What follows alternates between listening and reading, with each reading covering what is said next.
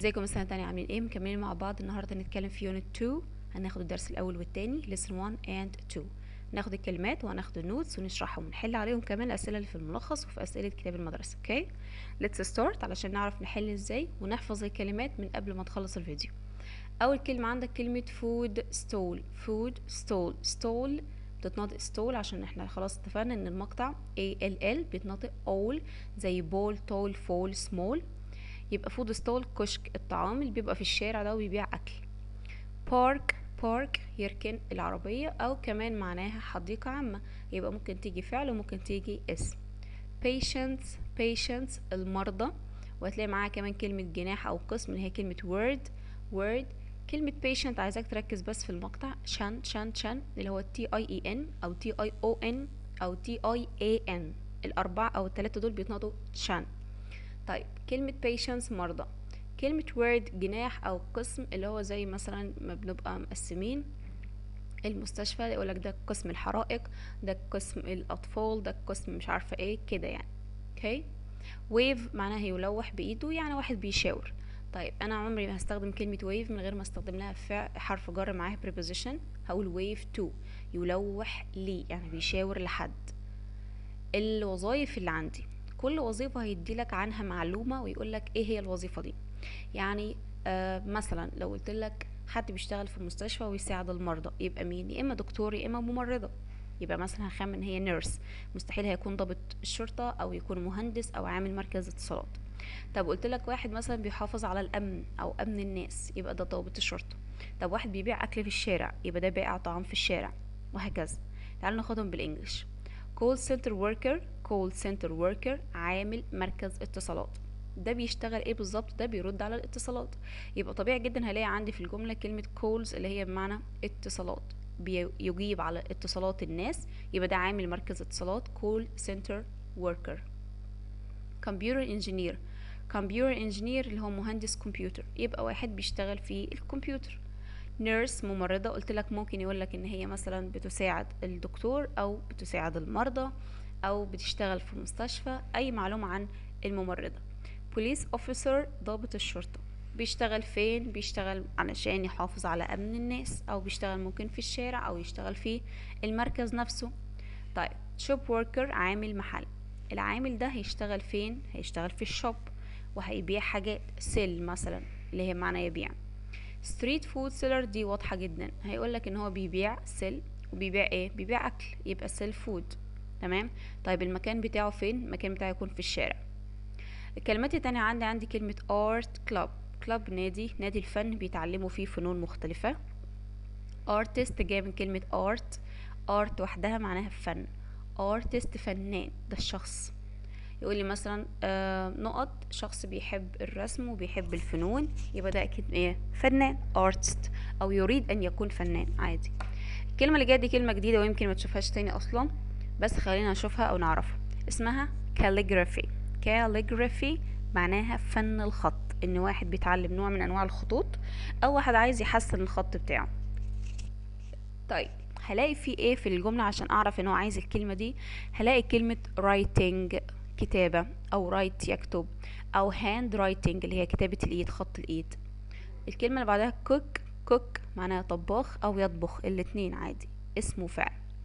deaf أصم، لما يقول لك someone أو person cannot hear لا يستطيع أن يسمع، يبقى ده مين؟ deaf أصم. lazy كسول. neighbor الجار أو اللي ساكن جنبك. repair يصلح. sail يبحر. sewing خياطة، جاي من كلمة sew يخيط. sign language اللي هي لغة الإشارة، حرف الجي silent مش بننطقه. الساين لانجوج هنستخدمها مع مين تفتكر؟ لغة الإشارة دي هستخدمها أكيد مع حد يكون بيشوف بس مش بيسمع، اللي هو مين؟ اللي هو الدف. يبقى ممكن يديني الدف ده بتعريفين مختلفين. يقول لك someone cannot hear شخص لا يستطيع أن يسمع، يبقى ده دف. أو شخص بنستخدم معاه لغة الإشارة sign language، يبقى برضو دف. skill مهارة. عندي كلمة a bit قليلا. كندا اللي هي كندا. tonight اللي هي الليلة أو هذه الليلة، زي today اليوم. طيب boat مركب، fantastic رائع. كلمة flat أخدناها مرتين اليونت الأولانية، أخدنا block of flats اللي هي عمارة سكنية، وأخدنا flat اللي هي شقة واحدة بس. lovely حاجة لذيذة حلوة رائعة. منيا المنيا. present هدية أو حاضر واحد موجود يعني، أو كمان مضارع أو يقدم، بتترجم أكتر من معنى، بس المعنى اللي عندك هنا معناها هدية عشان هناخد معاها كلمة surprise برضو معناها مفاجأة. طيب قبل surprise في كلمة stay يبقى أو يقيم أو يظل، يعني واحد قاعد في مكان هيقيم فيه يوم أو 2 أو 3. surprise مفاجأة، جاية noun جاية اسم. traditional بقى كلمة مهمة جدا. traditional يعني تقليدي. يعني ايه تقليدي؟ يعني حاجة قديمة الناس متعودة عليها بتعملها هي مغيرتش فيها حاجة. زي مثلا اقول لك الكشري ده اكله تقليديه، الفول والطعميه دي في مصر اكله تقليديه الناس كلها بتاكلها، والناس بتاكلها من زمان وما اتغيرتش ومش بيغيروا فيها حاجه. اوكي، ما هياش حاجه حديثه، يعني عكس كلمه modern او حديث. تمام. طيب التعبيرات اللغويه وهي اهم حاجه بتيجي في اسئله الاختياري. عندي كلمه do sports يمارس رياضه، او play sports، الاتنين اخدناهم في الدرس الاول في اليونت الاولى. اوكي. give a surprise. give معناها يعطي، طيب surprise مفاجأة، يعطي مفاجأة يعني يدي له هدية مثلا. قال لي لا، دي الاتنين على بعضهم بنترجمهم فعل واحد بمعنى يفاجئ. انا فاجئتك، عملت لك مفاجأة يعني، مش لازم هدية. get ready زي get dressed كده برضو بتترجم فعل واحد بس. get ready يستعد، و get dressed اللي اخدناها اليونت اللي فاتت معناها يرتدي او يلبس الهدوم بتاعته. have a rest ياخد راحة، او take a rest ياخد راحة، الاتنين صح. make sure مهمة جدا جدا. make sure معناها يتأكد، ده الفعل، انما sure وحدها معناها متأكد، دي صفة. make calligraphy book. make بمعنى يعد كتاب لفن الخط، يبقى make a book يصنع كتاب او يعد كتاب. paint the kitchen. paint يدهن، اللي هو يدهن المطبخ يعني. paint the kitchen. take long بمعنى مش ياخد طويل، يستغرق وقتا طويل، لان long بنستخدمها مع المدة، وتيك ممكن تترجم يأخذ او يستغرق، ودي هناخدها النهاردة في النوتس. يبقى تيك لما بيجي بعدها مدة زمنية بتترجم بمعنى يستغرق. اقول لك I take long to do my homework، انا بستغرق وقت طويل جدا علشان احل الواجب بتاعي. تمام. take long. prepositions او الحروف اللي عندي. a problem with مشكلة ب، اقول لك I have a problem with my computer، انا عندي مشكلة بالكمبيوتر بتاعي، يعني في مشكلة في الكمبيوتر بتاعي. هنركز على with. by the fountain، كلمة او حرف الجر by دايما بنترجمه بمعنى بجوار او بجانب لما بيجي بعده اسم مكان. قلت لك by the school يبقى مش بواسطة المدرسة، بجوار المدرسة. طيب by the river بجوار النهر. by the fountain بجوار النافورة اللي هي نافورة المية. drive around. drive معناها واحد بيقود سيارة، around حول. طب يعني يقود حول؟ يعني واحد بياخد له لفة كده، يقوم بجولة. go on a school trip. go on دي مشهورة جدا. go on يذهب فيه، يروح رحلة، يروح أي فسحة. go on a school trip. look after وأخدنا look for الدرس اللي فات أو اليونت اللي فاتت، وأخدنا look out of وأخدنا look out for. أخدنا 3 حروف جر مختلفين لكلمة look. عندي هنا 2 تانيين. عندي look after يعتني بيه، وعندي look forward to يتطلع إلى، يعني نفسه يكون حاجة أو حاطط في دماغه إنه يكون حاجة معينة، وهناخد فيها معلومة مهمة جدا بعد شوية اللي هي to. on the top. on the top يعني على قمة أو على أعلى حاجة. طب كلمة shelf أخدناها اليونت اللي فاتت اللي هي رف الكتب. on the top shelf يبقى على الرف العلوي أو أعلى رف في الأرفف اللي عندي. seem to. seem معناها يبدو. طيب المفروض ان بعد seem يحط لي بعدها صفة. اقول لك مثلا this girl هذه البنت seems beautiful تبدو جميلة. seems angry تبدو غاضبة. seems happy تبدو سعيدة. انما seem لو جت بعدها to حرف الجر to لازم يحط بعدها فعل في المصدر. seem to كذا، وحط فعل في المصدر. 10 of beans. 10 of beans 10 علبة اللي هي العلبة الصفيح، وبينز فول يبقى علبة فول. انا هركز على of. at the weekend في عطلة نهاية الأسبوع. communicate with مهمة جدا دي. communicate with يتواصل مع. أقول لك مثلا we communicate with deaf people، احنا بنتواصل مع الناس الأصم. using مثلا باستخدام sign language لغة الإشارة. يبقى كلمة communicate with بنحط بعدها الناس اللي احنا بنتواصل معاهم او الشخص اللي احنا بنتواصل معاه. I communicate with my friend، انا بتواصل مع صديقي using my mobile، باستخدام التليفون بتاعي، لان انا مثلا مش هينفع اشوفه. يبقى with هيجي بعدها الشخص. اوكي، ركزوا في دي علشان في سؤال مهم جدا عليها في الاسئلة. excited about متحمس بخصوص. on a boat واحنا اخدنا كلمة boat من شوية، على مركب او في المركب، الاتنين صح. انا بس عايزك تركز فيه المعمول باللون الاحمر اللي هو حرف الجر نفسه، ده اللي احنا ممكن نغلط فيه. الكلمة عكسها سهلين جدا، عندي كلمة busy مشغول، وعندي كلمة free فاضي مرهوش حاجة. طب لو انا بتكلم عن مكان يبقى مش هقول المكان مشغول، هقول المكان مزدحم، عكسها فاضي فارغ برضو free. safe آمن، دي صفة، عكسها dangerous خطير. لما اقولك مثلا واحد بيخلي الشارع اللي احنا عايشين فيه آمن، يبقى ده البوليس اوفيسر. hungry جعان، وفل شبعان او ممتلئ، يعني خلاص بطنه اتملت على الاخر. الافعال اللي عندي drive drove driven، feel felt hurt spent spent swam teach taught understood. حاول تحفظهم كويس جدا لان انت هتعوزهم او تستخدمهم في الازمنه الماضيه. النوتس اللي عندي هما ممكن يبان ان هما كتار، بس هما سهلين جدا. اول كلمه عندك كلمه feel felt اللي احنا لسه حالا اخدناها في الافعال. feel معناها يشعر، طبيعي جدا هجيب لك بعدها صفه، اقول لك I feel happy انا اشعر بالسعاده، I feel sad I feel angry I feel tired I feel hungry أشعر بالجوع. يبقى بيجي دايما بعدها الصفات adjectives. أقول لك I'm feeling tired today، أنا حاسس إن أنا تعبان هذه الليلة، tonight مش today. كلمة feel حط لي فيها ing، يبقى كده الجملة غلط. قلت لك لا، feel يعمل فيها اللي هو عايزه، يحط لي اس للمضارع البسيط، يحط لي مثلا felt في الماضي مفيش مشكلة، يحط لي ing براحته جدا. المهم ان بعدها تيجي صفة وبس، ما ينفعش حاجة تاني. بص طبعا على look forward to اللي قلت لك عليها من شوية في الكلمات. look forward to اخدناها يتطلع الى، عايز يكون حاجة وعايز يعمل حاجة معينة. طيب بعد to اللي احنا عارفينه بيجي دايما فعل في المصدر، بس to هنا مش جاية بمعنى ان لا، هي جاية تبع الكلمة دي بمعنى يتطلع الى، اترجمت حاجة مختلفة خالص. فبيجي بعدها ايه؟ فعل ing او noun اسم، حاجة من الاتنين. ناخد مثال ونفهم اكتر.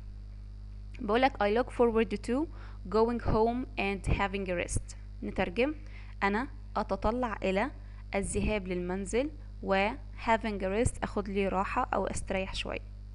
He looks forward to his new job. هو يتطلع الى وظيفة جديدة او وظيفته الجديدة. طب كلمة job وظيفة ده اسم، وgoing اللي في المثال الاول فعل ing، ده بالظبط اللي احنا لسه حالا واخدينه، ان بعد look forward to حاجة من الاتنين بس تختارهم، يا اما فعل وتضيف له ing، يا اما تحط لي اسم noun. طيب نسيب دي للاخر ونشرحها بعد شوية. خلينا في start و begin. start معناها يبدأ، begin معناها برضو يبدأ. قال لي الاتنين بيجي بعدهم حاجتين والاتنين اسهل من بعض، يا اما تستخدم to فعل في المصدر، يا اما تستخدم فعل ing، يا دي يا دي. يعني اقول لك مثلا start to buy او start buying، لكن اوعى تستخدم to و ing مع بعض، يا اما دي يا اما دي.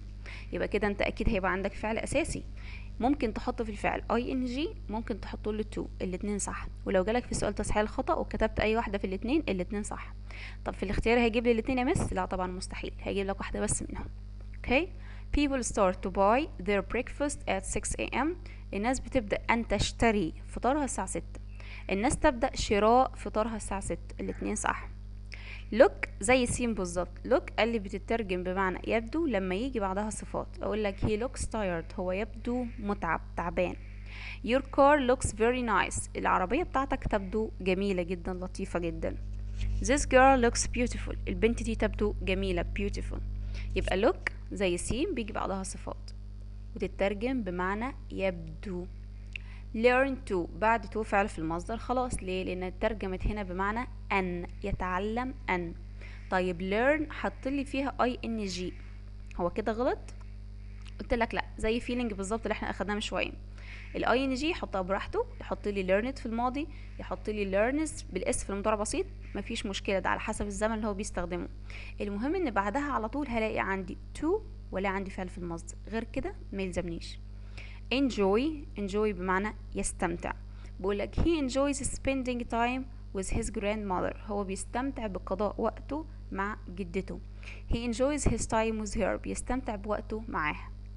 ليه اداني المثالين؟ قال لي enjoy ممكن احط لك بعدها حاجتين، يا اما احط لك فيها فعل ing زي spending، يا اما احط لك بعدها اسم noun زي مين من شويه اخدناها بنفس النظام ده بالظبط، كانت عندي look forward to، ممكن فعل ing وممكن اسم. enjoy فعل ing وممكن اسم. اقول لك I enjoy music، انا بستمتع بالمزيكا، ده noun. I enjoy listening to music، أنا بستمتع بالاستماع إلى الموسيقى. listening الاتنين صح. طيب آخر حاجة اللي قلتلك هشرحها لك بعد شوية، قال الصفات اللي بتنتهي ب ing والصفات اللي بتنتهي ب ed. هو بيقولك ايه؟ عند وصف الكائن الحي سواء كان إنسان أو طائر أو حيوان مع إنه غير عاقل برضو، بنستخدم الصفات اللي فيها ing أو ed. امتى وامتى؟ اللي بنستخدم اللي فيها ing اذا كان الكائن ده بيسبب الصفة، وهنفهم دلوقتي يعني ايه. وبنستخدم ed اذا كان الكائن الحي ده بيشعر بالصفة. ادي لك مثال بالعربي، لو انا قلت لك عندي صاحبي كده رخم جدا، الولد ده ممل، انا بوصف مين؟ بوصف صاحبي ده بيسبب شعور الملل ولا هو بيشعر بالملل؟ لا، صاحبي الصراحة بيسبب الشعور بالملل، اي حد بيقعد معاه كده بيحس بالملل على طول، يبقى هو اللي بيسبب الصفة. تمام. طيب لو قلت لك ان انا كنت قاعد بتفرج مثلا على ماتش او فيلم او اي حاجة وكنت ملان على الاخر، انا اللي ملان، يبقى انا حاسس بالصفة او اشعر بالصفة. يبقى ممكن حاجة من الاتنين، اما ان انت بتسبب الصفة او ان انت بتقع عليك او تشعر بالصفة. ناخد امثلة انجليش بقى. بيقولي the lion is standing in front of the goats، الاسد واقف قدام المعيز. تمام. the lion is، الاسد ده frightening، مرعب. الاسد اكيد مش هيخاف من المعزة، الاسد هو اللي هيخوف. طيب الاسد ده هيسبب الشعور بالخوف ولا هو هيشعر بالخوف؟ لا، الاسد يسبب. تمام. رحت انا ضفت له ايه في الصفة؟ ing. طب تعالوا نشوف بقى الوضع بالنسبة للمعيز دي ايه. قال لي the goats are frightened، انت ليه ضفت لها ايه دي؟ قال لي عشان المعيز هنا هي بتشعر بالخوف، يبقى هي واقع عليها الشعور بالصفة، مش هي اللي بتسبب الصفة. يبقى الاسد علشان هو اللي بيخوف اديت له ing، المعيز علشان هي اللي خافت هي اللي شعرت بالصفة دي حطت لها ed. ناخد مثال كمان. I am feeling bored، انا اشعر بالملل، انا اللي حاسس بالملل، يبقى انا شعرت بالصفة، انا اللي وقعت عليها الصفة، فبالتالي ضفت ed. تمام. هنحل عليها اكتر وهنشرحها اكتر، وكمان هتاخدها السنين اللي جايه في كل ترم، يعني وراك لان المعلومه دي مهمه جدا. اوكي. نقولها تاني اخر مره. اللي بيسبب الشعور بالصفه او اللي بيسبب الصفه سواء كانت الصفه دي السعاده، الملل، الخوف، اي حاجه، اللي بيسبب بنديله ing، اللي بيشعر بالصفه بنديله ed. اوكي. طيب تعالوا بقى نبدا نحل. اول حاجه نحل على النوتس عشان نشوف فهمنا ولا لا. بقولك I met some not people last weekend، اهو دي على موضوع الصفة اللي فيها ed و ing. مرة قالك interested، مرة قال لي interesting، مرة قال لي bored، مرة قال لي excited. طب هم اصلا صفات مختلفين. excited متحمس، bored ملان حاسس بالملل، interesting شيق، interested مهتم. انا مش عايزك تترجم اي حاجة فيهم، اعتبر ان انت متعرفش تترجم اي واحدة. لو انا قلت لك انا قابلت بعض الناس نقط الاسبوع اللي فات، عايز اوصف الناس دي، اوصف الناس، يا ترى هقول ان الناس دي هي اللي بتسبب الصفة اللي بتقع عليها الصفة؟ طبيعي جدا اقولك interesting people. ليه؟ لان هم ناس شيقين او لذاذ يعني في المعاملة، يبقى انا بوصف الناس هم اللي بيسببوا الصفة. تاني حاجة، هو مش من ذكائه ان هو ادالك 3 صفات فيهم ed، يعني واحدة ed وادي 2 ادي 3، يبقى انا اكيد هختار المختلفة عنهم اللي فيها ing. اوكي. الرقم 2 بيقولي علي looks forward not. طب ايه ده looks forward كانت بتاخد to، هنا مفيش to ولا هنا ولا هنا، يبقى انا عايز دي. طيب ركز برضو، to بيجي بعدها ايه؟ look forward to على بعضها اللي بيجي بعدها فعله ing، يبقى دي صح كده. ان ممكن يبقى عندك to get من غير ing كده هتبقى غلط، انا عايز to getting. نبدأ بقى نحل في الاكسرسايز، وده يبقى اخر حاجة معانا في الفيديو. حاول ان انت تركز على قد ما تقدر انا بحل ازاي عشان تحل بنفس الاسلوب من غير ما تغلط في اي سؤال. اوكي، اول واحدة بيقولي آية is a nurse، آية دي ممرضة. she helps her not to get better، يتحسنوا. سيبك من get better، بقولك ان هي ممرضة يبقى هي بتساعد مين؟ بتساعد illness مرض، patients مرضى، medicine دواء، disease أمراض. طبعا عايزة كلمة patient، قلتلك دايما اربط الكلمتين دول ببعض، patient word اللي هو جناح ونيرس ممرضة. فلافل اللي هو الطعمية بتاعتنا دي is an نقط meal يعني وجبة في مصر. طب الطعمية دي وجبة ايه؟ international عالمية مثلا، ولا traditional تقليدية، ولا modern حديثة، ولا new جديدة؟ انا عايز طبعا كلمة traditional، هي اكلة تقليدية او وجبة تقليدية. she works in a hospital، ايوه هي بتشتغل في مستشفى، ركز. يبقى هي working in the children ايه؟ عايز اقول the children's word اللي هو بمعناها جناح. انا هختار word التالتة مش التانية، دي معناها جائزة او مكافأة، انا مش عايزها خالص. يبقى انا هاخد word اللي هي معناها جناح، جناح الاطفال او قسم الاطفال. he mustn't his car here، هو لا يجب نقط سيارته. ايه الحاجة من الافعال دي اللي ممكن تمشي مع العربية؟ انا عايز اجيب كلمة ايه؟ يركن. طب كلمة يركن يا ترى هي B ولا C؟ قلت لك ركز ممكن يغلطك فيهم. لو انت حافظها كويس هتقولي لا B اللي هي park. رقم 5 he sells many things in the street، بس كده هو بيبيع، وبيبيع فين؟ في الشارع. يبقى هو عنده a small not، عنده small ايه؟ عنده كشك. كلمة كشك اللي هي stall، ولا هي مزرعة ولا حيطة ولا باسكت. he answers customers calls، ايوه قلت لك كلمة مكالمات، وعندي كلمة answer بيرد على المكالمات. يبقى هو شغال ايه بالظبط؟ he is not worker، في كلمتين كده مش موجودين. عايزة اقول center worker ولا caller worker ولا call center worker؟ لا هي call center worker، ودي اخدها اول واحدة في الوظائف. police officer ضابط الشرطة drives around the city، بيلف كده في المدينة. to نقط sure، كان في فعل بيجي مع كلمة sure بمعنى يتأكد، اسمه make sure يتأكد that people are safe، ان الناس بأمن وأمان يعني كويسين. children should be careful when، الأطفال لازم يكونوا حريصين لما they buy things from the street، لما يشتروا حاجات من street food نقط. كانت في كلمة هنا معاهم، عايزة أقول بائع في الشارع اللي هم البائع المتجولين دول، seller بائع. he likes drawing، واحد بيحب الرسم. قلت لك ده مين ده؟ ممكن يكون ايه الوظيفة بتاعته او هو حابب يكون ايه. he wants to be، اكيد مش عايز يكون دكتور ولا مدرس ولا مهندس، هو عايز يكون artist فنان. not person is a person who cannot hear، علمتها لك بالجملة دي، لا يستطيع ان يسمع. يبقى ده الشخص الاعمى blind ولا weak ولا deaf ولا strong؟ deaf أصم.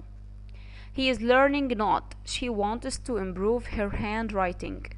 انا عايز اركز على كلمة handwriting، دي الكلمة المفتاحية بتاعتي اللي هتعرفني. طول ما حاجة فيها كتابة يبقى انا بتعلم خط ايه؟ خط الفن، او سوري فن الخط اللي هو calligraphy. he lives next door، عايش في الباب اللي جنبي او البيت اللي جنبي او الشقة اللي جنبي. he is my ايه؟ عايز اقول جاري اللي هي neighbor. my mother asked me to buy her 2 نقط of beans، فول، عايزه اقول علبتين فول. طب العلبه دي اللي هي الصفيح اسمها ايه بالانجلش؟ اسمها 10. طبعا هقول جمع لان قال لي 2 2. اخر واحده ركز فيها deaf people، الناس الاصمين دول communicate not. احنا اخدنا في الحروف يا مس communicate with، يبقى ما تتناقشيش معايا communicate with على طول. هقول لك لا هي مش communicate with، ركز فيها سنه. قلت لك communicate with بيجي بعدها الشخص اللي انت بتتواصل معاه، يعني اقول لك احنا بنتواصل مع الديف بيبول كده صح، بس هو هنا جاب لي بعد النقط مش اشخاص، جاب لي الطريقه اللي هما بيتواصلوا بيها اللي هي الساين لانجوج لغه الاشاره. فانا عايزه اقول ان الناس الاصمين دول بيتواصلوا من خلال لغه الاشاره او باستخدام لغه الاشاره. طب دي تتقال ازاي في الانجليش؟ اسمها بالانجليش communicate in. زي مثلا انا ممكن اقولك انا بتكلم مع واحد اجنبي بره مصر خالص وبنتعامل مع بعض، طب انتوا بتتواصلوا ازاي؟ اقولك I communicate in English، انا بتواصل بالانجليزي او من خلال اللغة الانجليزية in English. communicate in English. انا هنا شلت كلمة English وكتبت كلمة sign language لغة الاشارة. ليه؟ لان اللي بيتعامل معايا هنا deaf، شخص اصم. يبقى اقول deaf people communicate in sign language. الاصم بيتواصل من خلال لغة الاشارة. لو قلت communicate with يبقى تحط لي بعدها الناس اللي هم بيتواصلوا معاهم. اقول مثلا deaf people communicate with other people in sign language برضه، هتضطر تستخدمها في اخر الجملة. اوكي، فلازم تفرق ما بين communicate with و communicate in. كان المفروض يقولها لك اصلا في الدرس بس مش مهم. احنا كده خلصنا الدرس الاول والتاني. الفيديو اللي جاي هنشرح في الدرس التالت والرابع. في general exercise اللي بعد كل درس ده احنا بنسيبه عشان بنحله في اخر الوحدة خالص مع التست اللي بيكون على الوحدة كلها. اوكي، اتمنى نكون استفدنا، اتمنى نكون اتعلمنا اصلا اي حاجة يعني في الدرس بعيدا عن الامتحانات والكلام ده كله. Thank you for listening and watching and see you the follow lesson. Bye.